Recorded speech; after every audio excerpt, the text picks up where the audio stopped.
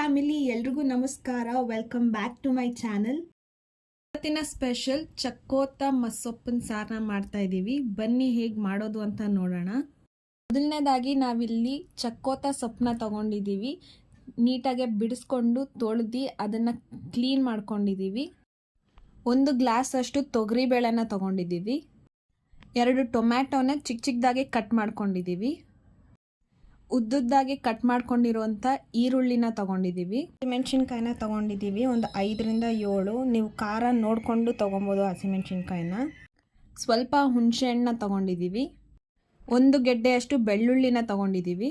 ಸಾಸಿವೆ, ಜೀರಿಗೆ, ಕರ್ಬೇವಿನ ಸೊಪ್ಪು, ಒಣಮೆಣ್ಸಿನ್ಕಾಯಿನ ತಗೊಂಡಿದ್ದೀವಿ. ಮೊದಲನೇದಾಗಿ ನಾವಿಲ್ಲಿ ತೊಳೆದಿಟ್ಕೊಂಡಿರುವಂಥ ಚಕ್ಕೋತ ಸೊಪ್ಪನ್ನ ಕುಕ್ಕರ್ಗೆ ಹಾಕೋತಾ ಇದ್ದೀವಿ. ಜೊತೆಗೆ 1 ಗ್ಲಾಸ್ನಷ್ಟು ತೊಗರಿಬೇಳೆ, ಈರುಳ್ಳಿ, ಹಸಿಮೆಣ್ಸಿನ್ಕಾಯಿ, ಬೆಳ್ಳುಳ್ಳಿ, ಸ್ವಲ್ಪ ಹುಣಸೆಹಣ್ಣು ಎಲ್ಲ ಇವಾಗ ಒಟ್ಟಿಗೆ ಹಾಕೊಂಡಿದ್ದೀವಿ ಕುಕ್ಕರ್ಗೆ. ಜೊತೆಗೆ ಸ್ವಲ್ಪ ಉಪ್ಪನ್ನ ಆ್ಯಡ್ ಮಾಡ್ಕೊತಾ ಇದ್ದೀವಿ. ನೀವು ನೋಡಿಕೊಂಡು ಉಪ್ಪನ್ನ ಆ್ಯಡ್ ಮಾಡ್ಕೊಬೋದು. ಈಗ 1/4 ಚಮಚದಷ್ಟು ಅರಿಶಿನ ಹಾಕ್ಕೊತಾ ಇದ್ದೀವಿ. ಅರ್ಧ ಚಮಚದಷ್ಟು ಎಣ್ಣೆನ ಆ್ಯಡ್ ಮಾಡ್ಕೊತಾ ಇದ್ದೀವಿ. ಇದೆಲ್ಲ ಹಾಕಾದ್ಮೇಲೆ ಸ್ವಲ್ಪ ನೀರನ್ನ ಆ್ಯಡ್ ಮಾಡ್ಕೊತಾ ಇದ್ದೀವಿ. ನೀವು ಸಾಂಬಾರು ಕನ್ಸಿಸ್ಟೆನ್ಸಿ ಎಷ್ಟು ಬೇಕೋ ಅಷ್ಟು ನೋಡಿಕೊಂಡು ನೀರನ್ನ ಆ್ಯಡ್ ಮಾಡ್ಕೊಬೋದು. ಎಲ್ಲ ಹಾಕಾದ್ಮೇಲೆ ಕುಕ್ಕರ್ ಲಿಡ್ನ ಕ್ಲೋಸ್ ಮಾಡಿ ಇದು 2 ವಿಜಿಲ್ ಆಗೋ ತನಕ ಬೇಯಿಸ್ಕೊಬೇಕು. 2 ವಿಜಿಲ್ ಆದಮೇಲೆ ಇದು ಈ ರೀತಿ ಆಗಿರುತ್ತೆ. ಈಗ ಇದನ್ನು ಮಸಿಬೇಕು.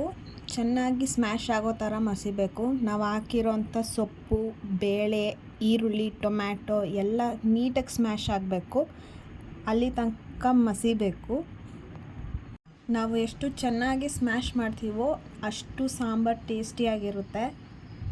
ಈ ರೀತಿ ಸ್ಮ್ಯಾಶ್ ಆಗಿರಬೇಕು.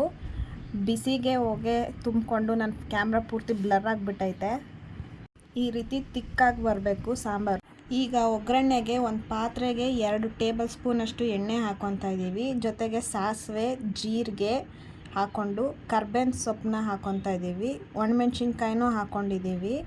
ಕರ್ಬೇವಿನ ಸೊಪ್ಪು ಸಿಡಿಯುತ್ತೆ ಅನ್ನೋ ಕಾರಣಕ್ಕೆ ಎಗ್ರುಕೊಂಡು ಹೋಗ್ಬಿಟ್ಟಿದ್ದೀನಿ. ಫೋನ್ ಫುಲ್ ಶೇಕ್ ಆಗಿಬಿಟ್ಟೈತೆ. ಈಗ ಬೇಯಿಸ್ಕೊಂಡಿರುವಂಥ ಸೊಪ್ಪನ್ನ ಹಾಕ್ಕೊಂಡಿದ್ದೀವಿ. ಸೊಪ್ಪು, ಬೇಳೆ ಎಲ್ಲ ಏನು ಸ್ಮ್ಯಾಶ್ ಮಾಡಿಕೊಂಡು ಮಸ್ತಿದ್ವಿ ಅದನ್ನು ಹಾಕ್ಕೊತಾ ಇದ್ದೀವಿ. ಎಲ್ಲ ಪೂರ್ತಿ ಕಂಪ್ಲೀಟಾಗಿ ಹಾಕೋಬೇಕು. ಇವಾಗ ಬೇಕಾದ್ರೆ ನೀವು ಸ್ವಲ್ಪ ನೀರನ್ನ ಆ್ಯಡ್ ಮಾಡ್ಕೊಬೋದು. ನಿಮ್ಮ ಸಾಂಬಾರು ಕನ್ಸಿಸ್ಟೆನ್ಸಿ ಎಷ್ಟು ಬೇಕೋ ಅಷ್ಟು ನೋಡಿಕೊಂಡು ಆ್ಯಡ್ ಮಾಡ್ಕೊಬೋದು. ಉಪ್ಪನ್ನ ಆ್ಯಡ್ ಮಾಡ್ತಾಯಿದ್ದೀವಿ. ನಾವು ಬೇಯಿಸ್ಬೇಕಾದ್ರೆ ಸ್ವಲ್ಪ ಉಪ್ಪನ್ನ ಹಾಕಿರ್ತೀವಿ. ಸೊ ಈ ಟೈಮಲ್ಲಿ ನೋಡ್ಕೊಂಡು ಆ್ಯಡ್ ಮಾಡ್ಕೊಳ್ಳಿ. ಈಗ ಸಾಂಬಾರು ಚೆನ್ನಾಗಿ ಕುದಿಯೋಕ್ಕೆ ಬಿಡಬೇಕು. ಒಂದು 10 ರಿಂದ 15 ನಿಮಿಷದಷ್ಟು ಕುದ್ರೆ ಸಾಕು. ಸಾಂಬಾರು ಚೆನ್ನಾಗಿ ಕುದ್ರೆ ಮಾತ್ರ ಮುದ್ದೆಗಾಗಲಿ ಅನ್ನಕ್ಕಾಗಲಿ ಚೆನ್ನಾಗಿರುತ್ತೆ. ನೀವೀಗ ನೋಡ್ತಿರ್ಬೋದು ಸಾಂಬಾರು ಕುದೀತಾ ಇರೋದು. ನಾವು ಹಾಕಿರೋ ಒಣಮೆಣ್ಸಿನ್ಕಾಯಿ ಎಲ್ಲ ಫಿಶ್ ಥರ ಮೇಲೆ ಬರ್ತಾ ಇದೆ. ಈ ಥರ ಚೆನ್ನಾಗಿ ಕುದಿಬೇಕು. ಅಲ್ಲಿ ಸಾಂಬಾರು ಕುದಿಯೋಕ್ಕೆ ಸ್ಟಾರ್ಟ್ ಆದರೆ ಈ ರೀತಿ ಮಿಕ್ಸ್ ಮಾಡ್ತಾನೆ ಇರಬೇಕು.